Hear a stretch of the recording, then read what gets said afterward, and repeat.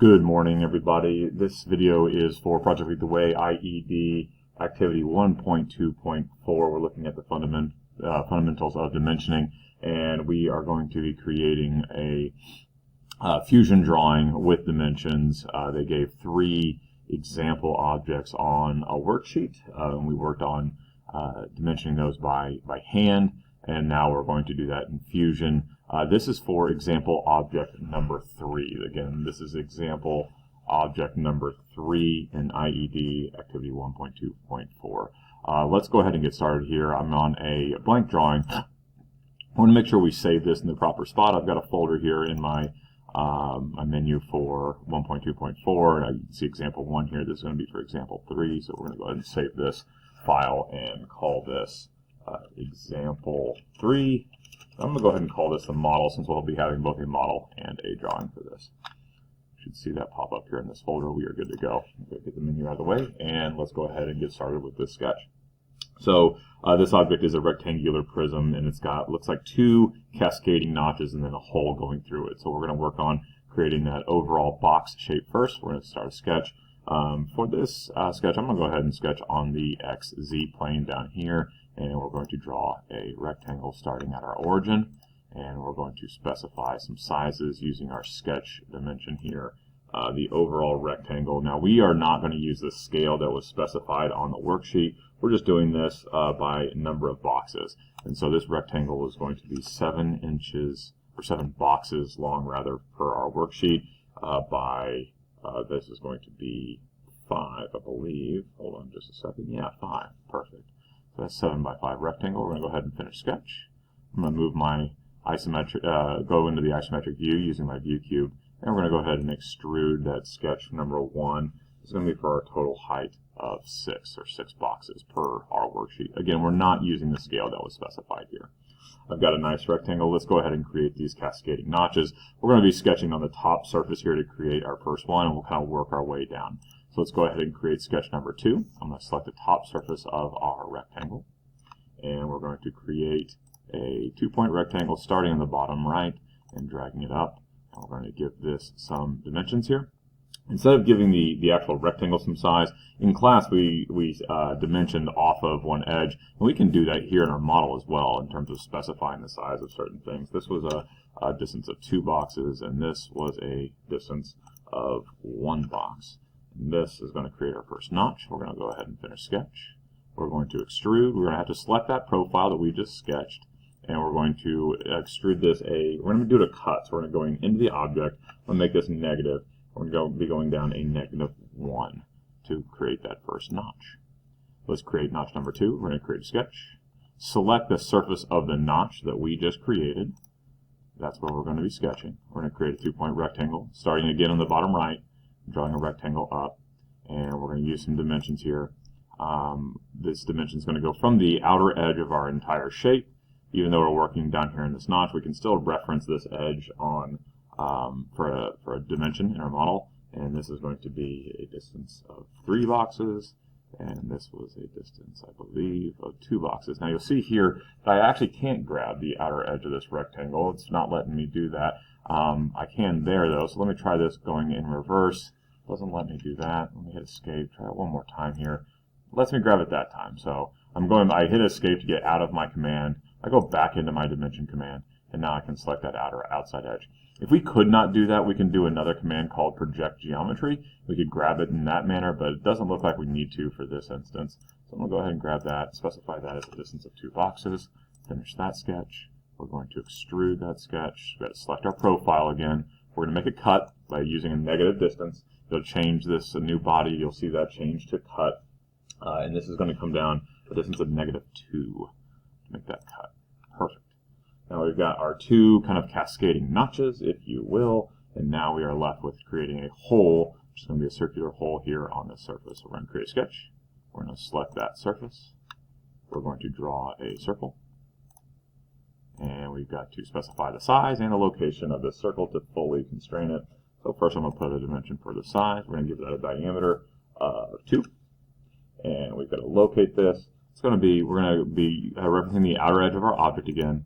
I'm going to put a dimension here. That is going to be 5 boxes. And from this outside edge up here down to the center of our circle, it's going to be 3.5. Centers that circle up nicely. We're going to go ahead and finish sketch.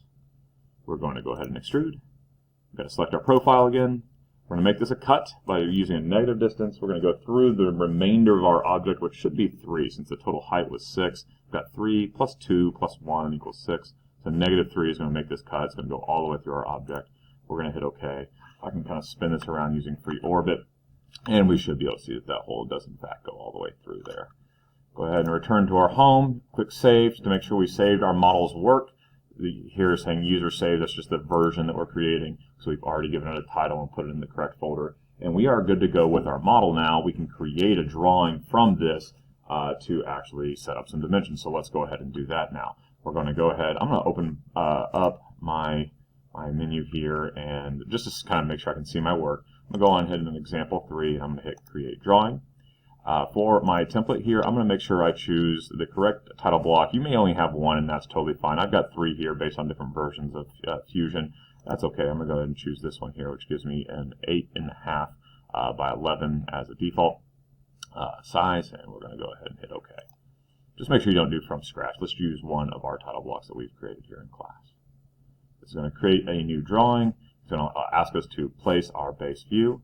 Go ahead and do that. We're going to play around with some scale here. I think we can squeeze a scale of 1 to 2. That looks rather large though. Let's try 3 to 4. Let's see what that looks like. That's not that good either. Let's try 2 to 3. That's still too big. Let's go 1 to 3 perhaps. I think that's going to give us our best shape to where we still have some room for some dimensions. I'm going to go ahead and leave that as a 1 to 3. Go ahead and place that view. I'm going to go ahead and project now. I'm going to select my base view. I'm going to project a top view and an isometric. And that is all we need. If you look at the worksheet, you'll see that we only have 2 views that we need to fully dimension this object, so we are good to go. A couple changes I need to make right up front. I'm going to double click on our isometric view and change that to shaded. So that we have a shaded surface there. And I need to add some center lines and center marks. So I'm going to go ahead and right click and go on geometry and hit center line here. I'm going to select these 2 hidden lines that were already shown to make sure I have a center line there. If you didn't have these hidden lines shown, you'd want to double click on that and make sure you have this view selected here to where it shows those hidden lines. Also need to add a center mark to this one, so I'm going to go ahead and right click, go to geometry, go to center mark. I'm going to add a center mark on that circle as well.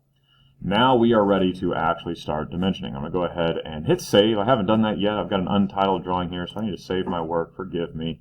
We're going to go ahead and call this example 3.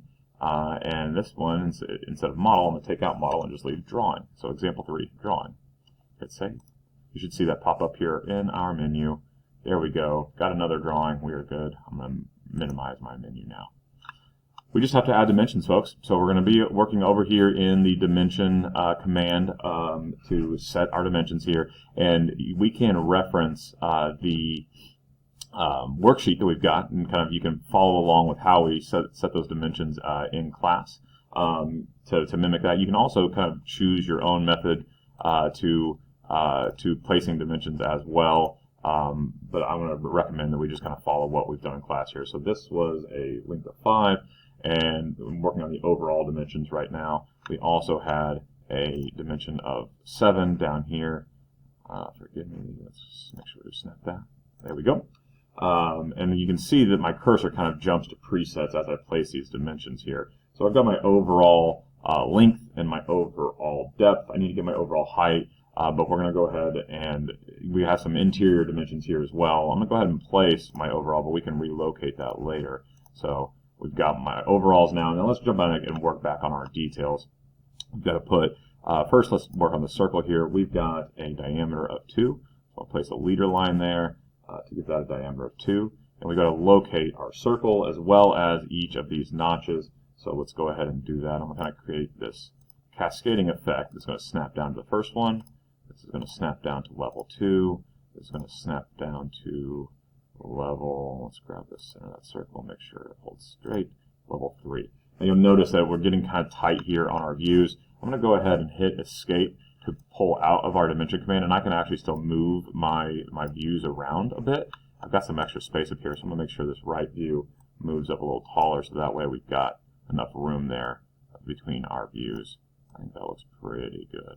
Okay, so we've got some nice dimensions here. We still need to locate this circle and these notches going in this direction, so I'm going to go back here to my dimension command and do the same thing kind of over on this edge. I'm going to put a dimension of 1 in, a dimension here as well as level 2, as well as dimensioning our circle, our hole, if you will, level 3.